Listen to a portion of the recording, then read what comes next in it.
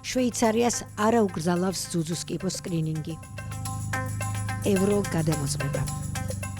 სოციალური ქსელების მომხმარებელთა ნაწილი უსაფუძვლოდ ამტკიცებს, რომ შვეიცარიამ აკრძალა ძუძუს კიბოს სკრინინგები, რადგან ისინი თითქოს და ზრდიან დაავადების რისკის.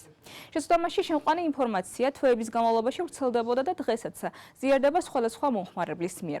ზოგი აცხადებს, რომ მამოგრაფია კიბოს დიაგნოსტიკის 60% შემთხვევაში არასწორად იძლევა დადებით შედეგებს. სოციალურ ქსელში გამოქვეყნებულ პოსტებში ნათქვამია, რომ სამედიცინო ინდუსტრია ქალებს აიძულებს ხშირად გაიარონ ძუძუს კიბოს სკრინინგი, რათა დაავადდნენ და შემდეგ ექიმებისთვის მოგებიან პაციენტებად გადაიქცნენ. მაგრამ არც ერთი ბრალდება არ შეესაბამება სიმართლეს. პირველ რიგში შვეიცარიას არ აუკრძალავს ძუძუს კიბოს სკრინინგი.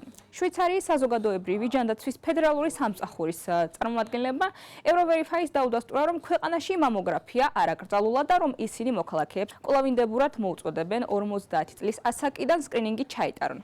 ექსპერტები აცხადებენ, რომ შეცდომაში შემყვანია ბრალდებები იმასთან დაკავშირებით, რომ მამოგრაფიამ რადიაციის გამო შესაძლოა გაზარდოს სიმსივნის განვითარების რისკი და რომ დადებითი შედეგების 50-დან 60%-მდე არასწორია.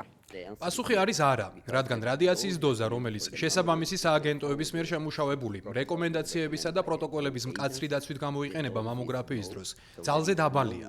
ასე რომ მამოგრაფიის დასხივების გამო სიმსივნის განვითარების რისკი არ არსებობს. კვლევებმა აჩვენა, რომ მხოლოდ განსაკუთრებულად ხშირმა ტესტირებამ შეიძლება ოდნავ გაზარდოს კიბოს განვითარების რისკი, მაგრამ ამ შემთხვევაშიც კი სკრინინგის სარგებელი ბევრად აღემატება პოტენციურ საფრთხეს. ნებისმიერ სამედიცინო ჩარევას აქვს გარკვეული რისკი. პარაცეტამოლის აბიც რომ მივიღო, გარკვეული გართულებების რისკი არსებობს.